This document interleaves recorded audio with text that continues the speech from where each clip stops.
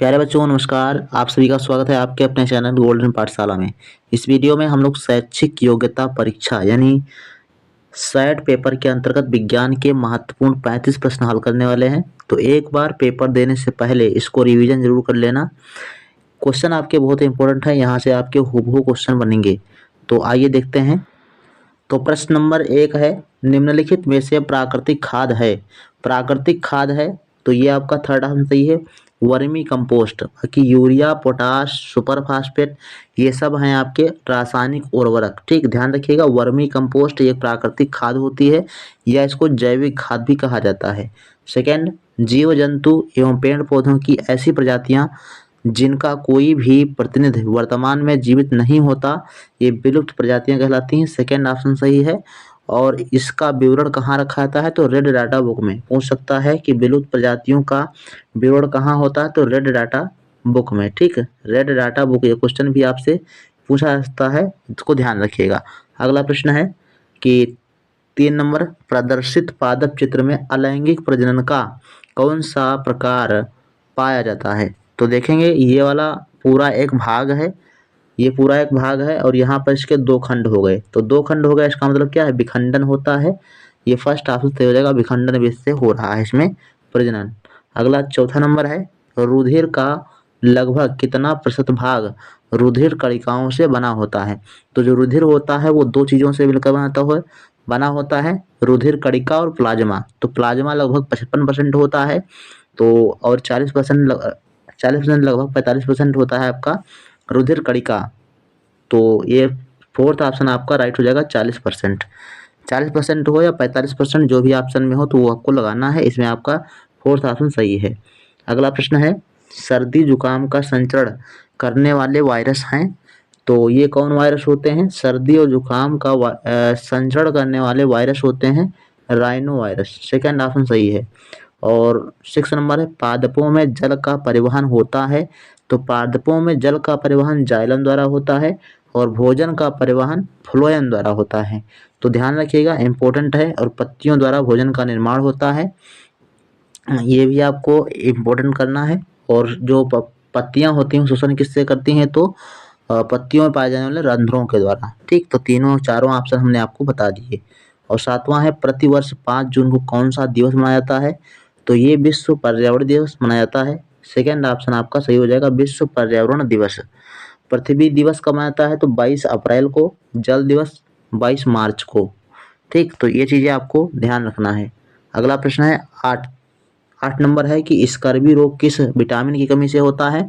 तो scurvy vitamin C से होता है, विटामिन ए से रतौंधी होता है, विटामिन बी से बेरी होता है, विटामिन डी से रिकेट्स होता है। चारों ऑप्शन कंप्लीट हैं। ये लोग आप लोग जो है इसको ध्यान से पढ़ के तब जाइएगा। निम्नलिखित में से किस अंग की भीतरी सतह पर रसांकुर पाए जाते हैं। तो ये होता है क्षुद्रांत, छोटी आंत। 10 नंबर प्रश्न है, निम्नलिखित में से कौन सा हार्मोन हमारे रुधिर में कैल्शियम के स्तर को नियंत्रित करता है। तो ये होता है पैराथायराइड। यही आपका फर्स्ट ऑप्शन सही है, पैराथायराइड हार्मोन। ठीक है, ये 3 ऑप्शन आपके दिए गए हैं, इनको पढ़ने की जरूरत नहीं है, पहला ऑप्शन आपका सही है। मेढक के हृदय में होते हैं। तो मेढक के हृदय में 2 अलिंद 1 निलय होता है और मनुष्य के हृदय में 2 अलिंद 2 निलय होते हैं और मेढक के हृदय में 2 अलिंद 1 निलय होता है। तो थर्ड ऑप्शन आपका सही है।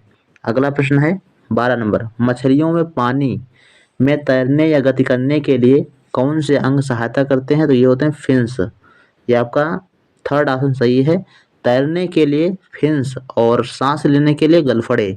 तो यहाँ पर तैरने की बात की गई है, तो ये आपका थर्ड ऑप्शन सही होगा। 13 नंबर है, जोंक किस अंग से श्वसन करती है।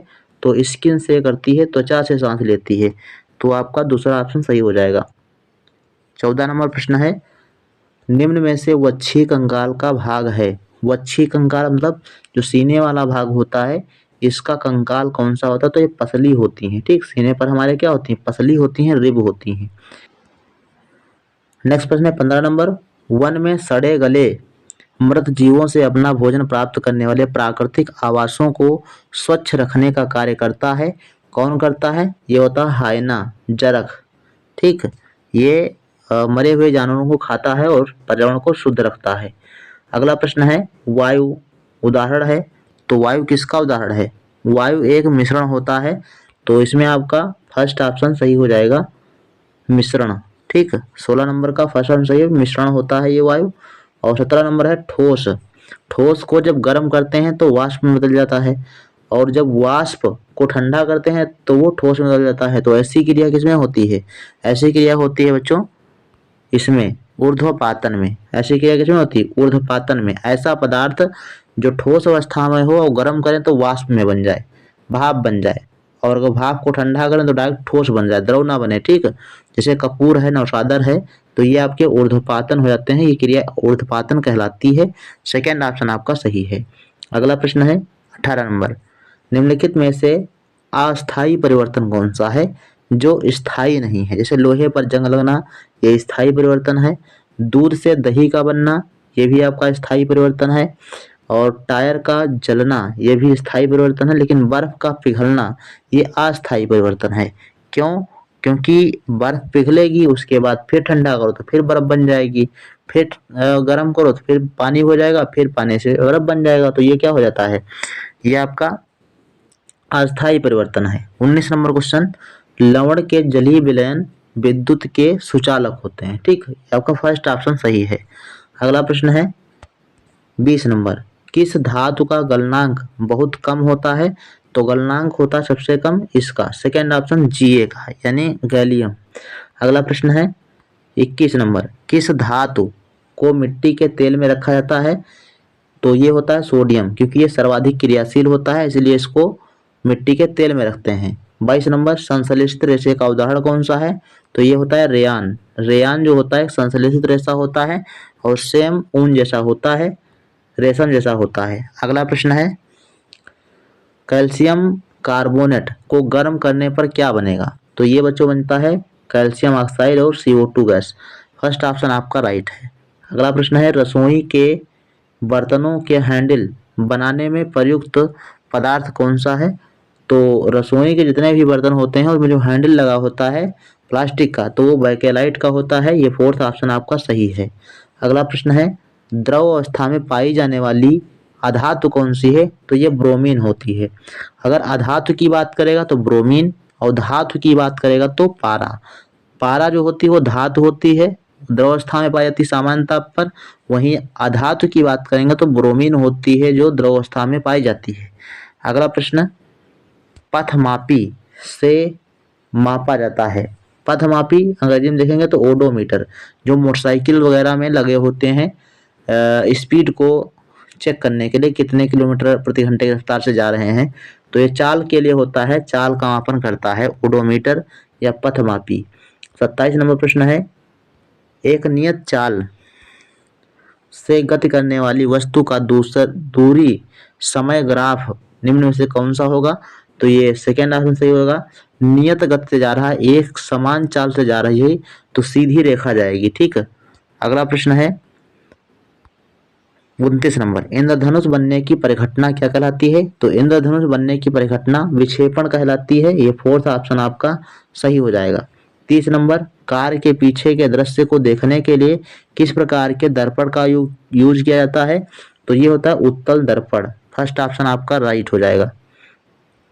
और सीट के पास अगला प्रश्न है कि ऊर्जा का मात्रक कौन सा है? तो ऊर्जा का मात्रक जूल होता है, ये भी आपको ध्यान रखना है। और 32 नंबर है, पृथ्वी के लिए पलायन वेग का मान क्या होता है? तो 11.2 किलोमीटर प्रति सेकेंड। अगला प्रश्न है 33 नंबर, निम्नलिखित में से किसका उपयोग थर्मामीटर में किया जाता है? तो थर्मामीटर का प्रयोग मरकरी का प्रयोग करते हैं थर्मामीटर में, पारा का प्रयोग किया जाता है। 34, किस उपकरण में विद्युत ऊर्जा का ऊष्मा ऊर्जा में रूपांतरित होता है? ठीक, विद्युत ऊर्जा ऊष्मीय ऊर्जा में परिवर्तित होती है, तो वो होती है विद्युत हीटर में। ठीक, थर्ड ऑप्शन आपका राइट है। अगला प्रश्न है 35 नंबर, भारत द्वारा अंतरिक्ष में भेजे गए प्रथम कृत्रिम उपग्रह का नाम क्या था? तो ये आर्यभट्ट था। ये थर्ड ऑप्शन आपका सही हो जाएगा। इस प्रकार से आपके 35 प्रश्न थे, आप लोग रिवीजन करके जाइएगा। आशा है कि आप सभी लोगों का पेपर बहुत ही अच्छा होगा। तो मिलते हैं नेक्स्ट वीडियो में, तब तक के लिए धन्यवाद।